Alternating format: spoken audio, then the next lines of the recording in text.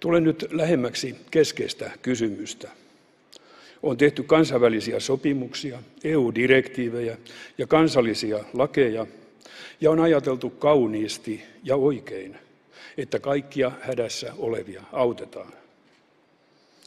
Käytännössä se toteutuu niin, että jokainen, joka osaa sanoa sanan asylum, turvapaikka, pääsee sisään Eurooppaan ja Suomeen. Sana tuottaa tavallaan subjektiivisen oikeuden ylittää raja.